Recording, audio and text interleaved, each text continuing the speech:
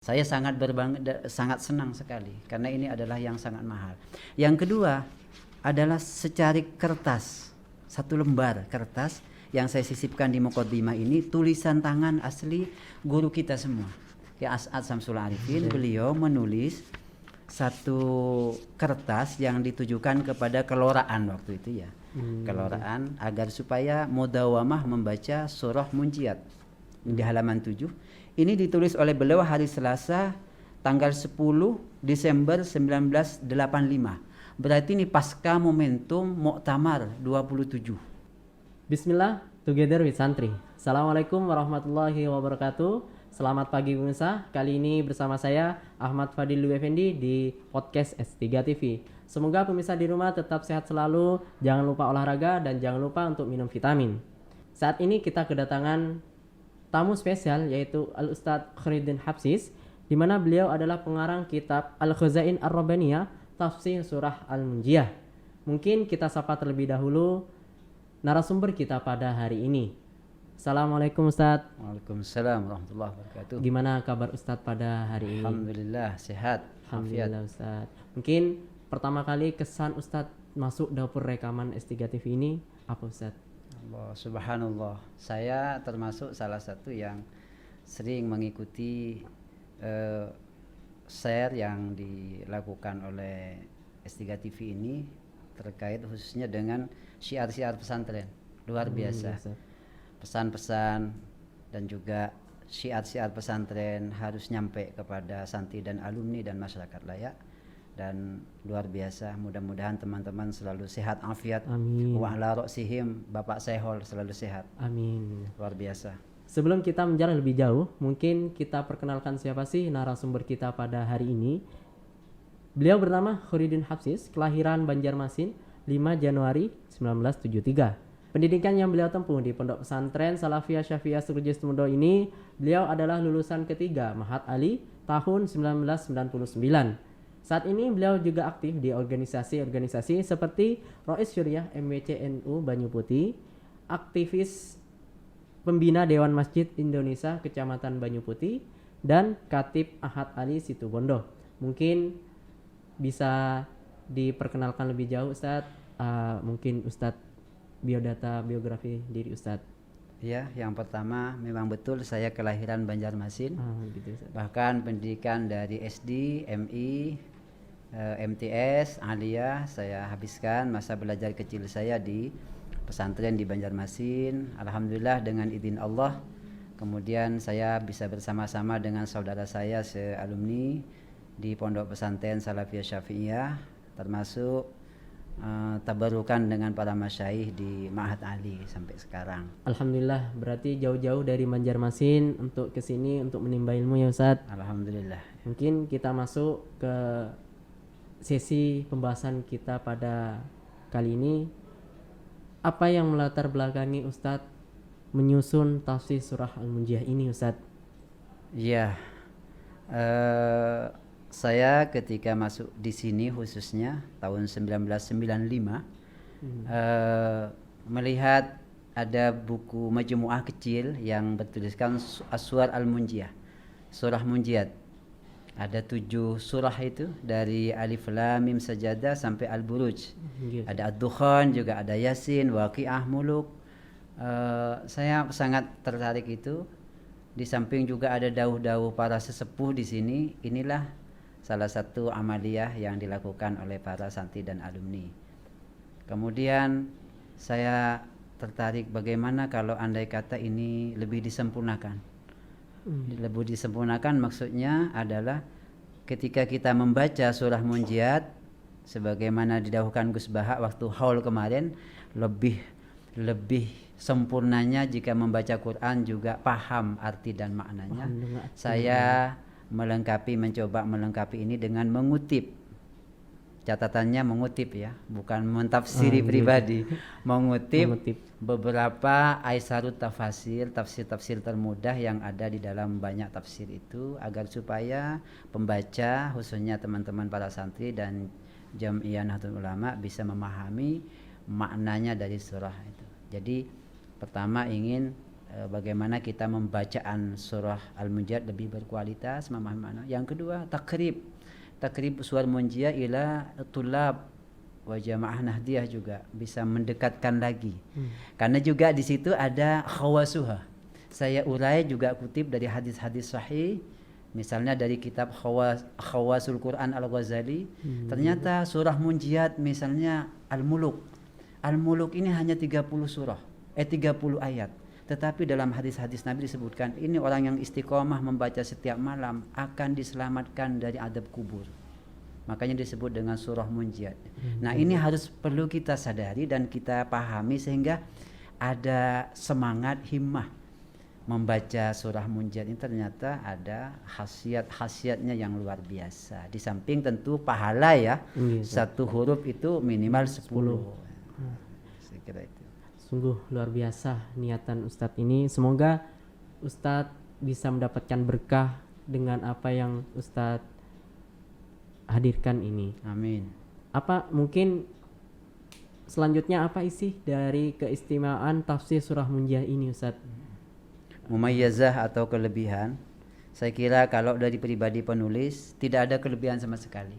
Karena kitab Khazain Rabbaniyah ini, tafsir surah Munjiat ini hanya mengutip, sekali lagi saya hanya mengutip, memindah tafsir-tafsir yang termudah yang saya kolaborasikan dengan tafsir bil ma'thur seperti As-Suyuti. Itu tafsir ada hadisnya setiap surah, setiap ayat. Kemudian juga kitab tafsir kontemporer seperti Khawatir Imam Asy-Sya'rawi, Syekh Ali As-Sabuni, saya kumpulkan di situ sesuai dengan porsinya. Jadi dari sisi penyusunan kitab tidak ada keistimewaan buat penulis, karena hanya sebagai kepanjangan tangan. Tetapi di buku ini ada dua yang sangat istimewa menurut saya. Yang pertama adalah takrid, pengantar dari pengasuh. Buku ini cukup lama di beliau, di pengasuh, untuk saya minta perkenan beliau memberikan pengantar. Karena hampir semua tulisan saya itu di buku-buku yang lain kalau tidak diantarkan oleh pengasuh juga ke Afifuddin dan Masyaikh, sekaligus mohon restu. Andai ada kesalahan biar diluruskan. Dua keistimewaan. Satu tadi pengantar. Di pengantar itu beliau menulis bahwa buku ini baru ditulis pengantarnya oleh beliau sekaligus sebagai restu setelah beliau mendapatkan isyarah langit bahasanya. Kata beliau, faqad talaba minni Ustadz Khairuddin an aktuba taqridan li hadzal kitab, dan saya tidak terus mengiyakan. Memang cukup lama. Saya sempat bertanya bahkan kepada beliau kapan buku G selesai. Beliau jawab belum.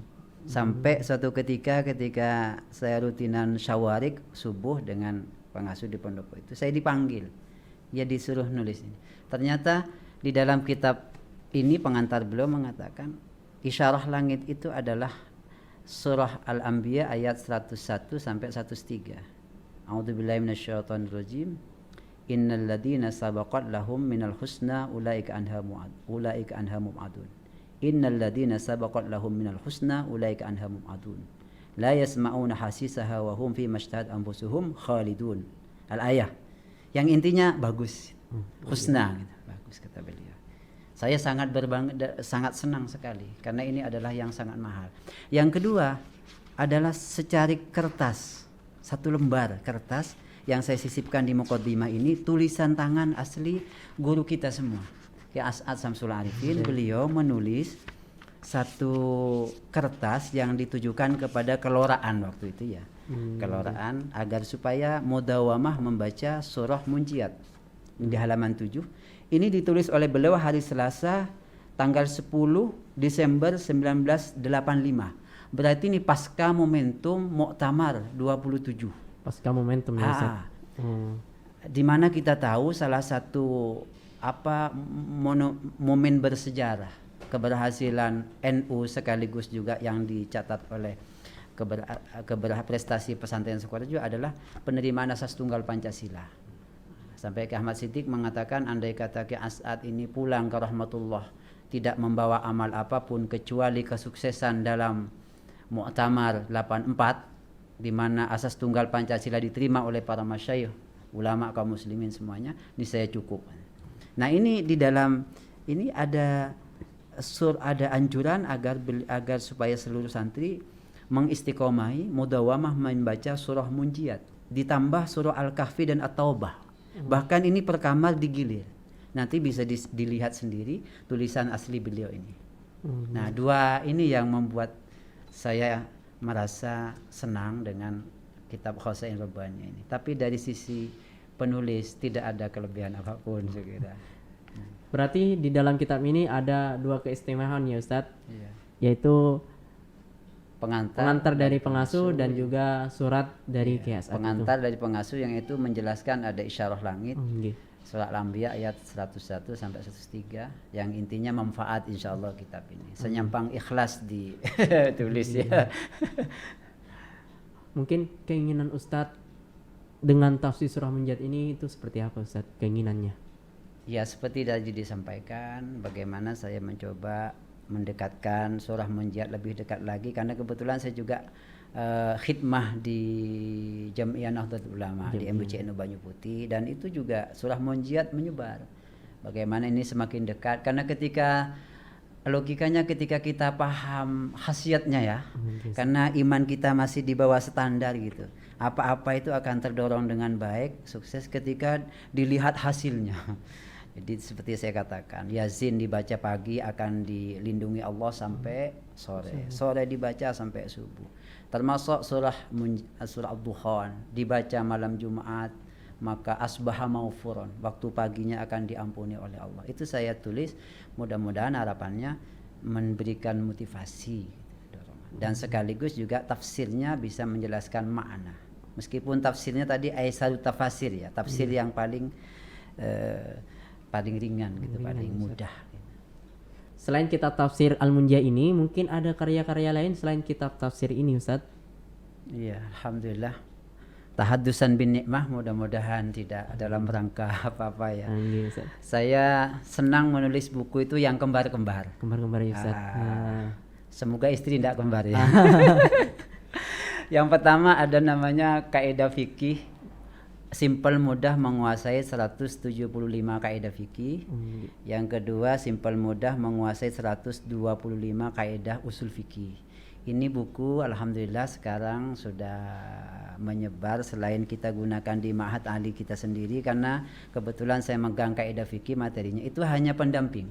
Bukan mata pelajaran pokok, pendamping kitab qawaid fikih, ada hafalan, ada teori-teori tertentu, dan itu sudah ada 4 langkah menguasai kaidah fikih dan sudah ada di YouTube itu tutorialnya. Alhamdulillah buku ini sekarang sudah menyebar di 7 pesantren. 7 pesantren ya, termasuk Ma'had Ali, Nurul Jadid Nurul Jadid Paiton, Nurul Konain Jembul, Sengkang Sulawesi, ada juga kemarin dari Bukit Tinggi. Ini kaidah fikih simpel mudah, mungkin karena judulnya ya. Itu alhamdulillah buku kembar. Simpel mudah menguasai 175 kaidah fikih, simpel mudah menguasai 125 kaidah fikih. Juga di kalangan beberapa akademisi di beberapa perguruan tinggi, dosennya di Jogja banyak kemarin juga pesan buku itu. Mungkin karena dianggap unik ya dari pesantren. Biasanya kan yang nulis itu akademisi. Yang kedua, kembar juga khutbah pilihan. Ya mungkin harus bahasanya begitu meskipun isinya tidak pilihan juga ya. Khutbah pilihan selama 1 tahun. Saya kenapa menulis ini? Pengalaman ketika turba safari Jumat di masjid-masjid itu khutbah kadang ya itu sudah, sehingga padahal momentum sholat Jumat itu kan muktamar usbu'i katanya para ulama. Apa pertemuan mingguan yang harus ada pencerahan. Sebagaimana masjid di zaman Nabi itu adalah tempat juga ibadah ya, sosial juga, bahkan strategi perang juga dalam sejarah Nabi itu merumuskan di Masjid Nabawi waktu itu. Sekarang kan masjid mengalami pergeseran, seakan-akan hanya tempat ibadah. Ketika ke Jumatan itu khutbahnya yang itu juga, itu pun datang langsung begini, tempat yang paling teduh untuk istirahat katanya. Langsung saya coba itu, dan sekarang insya Allah nanti Ramadan atau kapan akan muncul. Itu buku kembar juga. Buku kembar ya Ustaz. Khutbah pilihan selama setahun saya kemas begini. Kayak Muharram itu momentumnya kan tahun baru, hikmah tahun baru. Kemudian ada Asyura, tanggal 10 Muharramnya kita juga sebut keistimewaan Asyura. Dan lainnya per bulan. Setiap bulan itu ada khutbah khusus. Kayak Ramadan misalnya. Kenapa harus ada Ramadan? Keistimewaan nuzul Quran dan lain sebagainya. Keistimewaan Lailatul Qadar dan seterusnya. Ini kembar yang kedua. Yang ketiga, sekarang alhamdulillah juga ada buku kembar juga yang ketiga. Fikih polisi dan fikih tentara. Ini orang menganggap unik. Kok ada fikih polisi gitu. Yang ada kan biasanya fikih lingkungan, fikih mawaris gitu. Ini saya berangkat dari pengalaman pribadi. Satu ketika saya diundang oleh Dodik Lakpur di Asem Bagus itu ya. Karena kebetulan komandan pelatihnya itu jamaah rutinan NU di Banyu Putih. Ngajak saya untuk buka bersama dan memberikan semacam apalah gitulah. Ternyata luar biasa ketika kita jelaskan tentang jamak qasar ya. Kan mereka ini kan biasanya melakukan latihan siang malam. Harus fit dan tidak boleh alpa sedikit pun. Tidak sama dengan kita santri kan tentara. Nah, kita jelaskan konsep tayammum, wudu, jamak qasar. Ternyata ketika saya tanya, padahal itu dalam suasana kondisi kelelahan. Paham Pak? Dia bilang siap. Gini semua. Untung enggak ngangkat senjata gitu ya. Nah saya berpikir pulang. Ini kalau saya buat panduan fikih keagamaannya bagus ini. Yang ngisi nanti terserah. Apa pengurus MWC, NU atau siapa. Pokoknya saya membuatkan dulu niatan itu. Saya juga matur ke pengasuh. Dan beliau berkenan juga memberikan pengantar di 2 buku itu. Termasuk yang polisi, saya juga ngisi di Masjid Askar. Askar itu masjid di Mapolres Situbondo. Itu acaranya Kemis, sholat duha bersama dan ada tausiah. Sama juga, responnya itu luar biasa. Tak lembek gitu. Kalau santri kan paham tak? Oke. Akhirnya saya juga buat fikih polisi. Dan respon pertama ternyata buku kedua ini yang direspon. Sekarang sedang ada di Jakarta, sedang dibahas oleh Mabes Polri. Saya berharap buku ini menjadi salah satu media dakwah atas nama pesantren Sukorejo. Dan saya juga sangat berharga. Ini beberapa hari yang lalu beliau ngasih WA kepada KJ Isbadri karena yang memfasilitasi buku ini ke Mabes Polri. Ini ternyata keluar isyarah. Isyarahnya ini surah Ar-Ra'd ayat 14. Lahu da'watul haq. Ujung ayat biasanya kalau istikharah kita itu kan beliau Istora Al-Quran kan ngambil di halaman ujung paling kanan di atas. Yang keluar ayatnya lahu da'watul haq. Jadi mudah-mudahan buku polisi ini menjadi media dakwah kita ke institusi negara. Palang pintu negara ini ada 2. Satu kepolisian, Polri, yang kedua TNI. Dan kedua-duanya saya berikan buku itu, mudah-mudahan bermanfaat. Amin. Itu. Ada satu lagi namanya ta'rifat mustalahat wa ta'rifat fil fiqh wa usuli. Ini materi yang saya ampu di Ma'had Ali ini. Ala kulli hal diniatin untuk nasyil ilmi. Mudah-mudahan diberikan keikhlasan dan keberkahan oleh Allah. Amin. Apa masukan nasihat untuk kita para santri terutama yang ada di pondok tercinta ini Ustaz? Ya, seperti yang sering kita lihat di beberapa tempat, ungkapan yang sangat luar biasa itu khidmah dan ta'allum. Jadi khidmah dan belajar ini harus sama-sama jalan. Saya kira itu sangat luar biasa. Jangan hanya khidmahnya yang menonjol, ta'allumnya tidak, nanti berkahnya banyak tapi ilmunya tidak ada. Jadi dukun mulai itu. Atau terlalu ta'lim terus ta'allum terus belajar tapi tak mau khidmah, meskipun khidmah dalam keadaan yang kecil, misalnya memalingkan sandal para santri dan lainnya. Kalau tidak seimbang dua ini bahaya. Kalau hanya ilmunya terus nanti pulang tidak bawa barokah, ya tak punya santri. Ilmunya hanya menjadi ilmu pribadi yang tidak bisa bermanfaat dengan masyarakat karena tidak ada khidmahnya. Saya kira gitu, karena pondok pesantren ini adalah pondok yang sangat besar dengan 16.000 santri, di muassisin didirikan oleh seorang wali kutub dan luar biasa. Barokahnya besar tapi juga kualatnya juga besar katanya. Maka planning santri ini bagaimana dalam 1 tahun, 2 tahun harus ada target dalam keilmuan itu harus, saya kira. Semuanya mudah-mudahan dalam keberkahan dan manfaat dari para muassis-muassis kita ini. Semangat belajar itu cuman karena nuntut ilmu itu tujuannya hanya mencari ilmu sebanyak-banyaknya. Ilmu itu menurut saya adil. Dari ujung barat ujung timur itu i'rab rofa, tetap itu rofa selamanya dimanapun berada. Yang penting semangat. Orang yang paling banyak berusaha, itulah yang akan paling mendapatkan ilmu pengetahuan. Tapi jangan lupa khidmah juga di samping itu. Baik Ustaz, banyak yang bisa kita dapat petik dari pembicaraan kita. Terima kasih Al Ustaz. Mungkin hanya itu, kurang lebihnya kami mohon maaf. Assalamualaikum warahmatullahi wabarakatuh. Assalamualaikum warahmatullahi wabarakatuh.